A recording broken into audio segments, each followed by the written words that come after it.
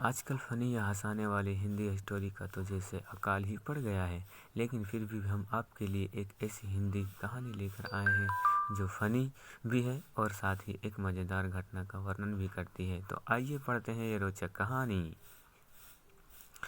मुकुल को आम बहुत ज़्यादा पसंद थे। जहाँ कहीं वो आम देख लेता तुरंत उसके मुंह में पानी आ जाता। एक बार वह एक रास्ते से गुजर रहा था कि तभी अचानक उसकी नज़र एक आम के पेड़ पर पड़ी, जिस पर बहुत सारे पीले रसीले आम लटक रहे थे। आम को देखकर मुकुल के सब्र का बांध टूट गया और वह बिना सोचे समझे तुरंत आम पर चढ़ गया।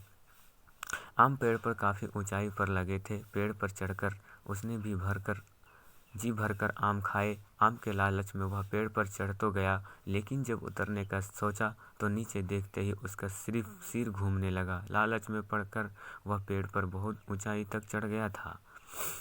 काफ़ी देर तक वह पेड़ पर बैठा नीचे आने की युक्ति सोच रहा, लेकिन कई घंटे बीतने पर भी उसको कोई रास्ता नहीं समझ में आया। उसको ऊंचाई से नीचे देखने पर यह समझ में आ रहा था कि अगर यहाँ से कूदा तो बहुत चोट आएगी। अंत में वह जोर जोर से रोने चिल्लाने लगा। उसकी आवाज़ सुनकर धीरे धीरे भीड़ एकत्रित होने लगी। वह रो रो कर सबसे खुद को नीचे उतारने की विनती करने लगा। तब सभी लोग परेशान थे कि उसको कैसे नीचे उतारा जाए। तभी भीड़ में से एक आवाज़ आई, मैं तुम्हें नीचे उतार सकता हूँ।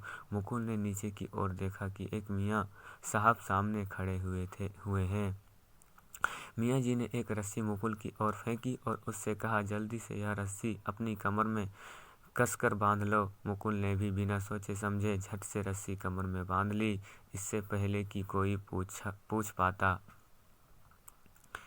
कि इससे मुकुल को कैसे नीचे उतार पाओगे, मियाँ ने झट से रस्सी नीचे की ओर खींच ली। मुकुल धड़ाम से जमीन पर आ गिरा। इतनी अधिक ऊंचाई से गिरने के कारण मुकुल को बहुत चोट आई। कई सारी हड्डियों में भी टूट गई। मुकुल को दर्द से छटपटाता देख भीड़ ने मियाँ जी की जमकर धुनाई कर दी। पीटते पीटते लोग बोलने लगे, तुम्हें किसने कहा कि ऐसे खींचने से कोई नीचे उतर जाता है। मियाँ जी रुआंसे स्वर में बोले, भाई ये मेरा आजमाया हुआ नुस्खा है। मैंने ऐसे ही एक आदमी की जान बचाई थी। बस मुझसे इतनी भूल हो गई कि मैं यह भूल गया था कि वो आदमी कुएं में था या पेड़ पर। इतना सुनते ही भीड़ मियाँ जी की बेवकूफ़ी पर हंसने लगा। तो दोस्तों, कभी भी बेवकूफ़ी और लालची नहीं करनी चाहिए। बेवकूफ़ी की वजह से उसकी हड्डियां टूट गई और लालची की वजह से उसकी भी परेशानी हो गई।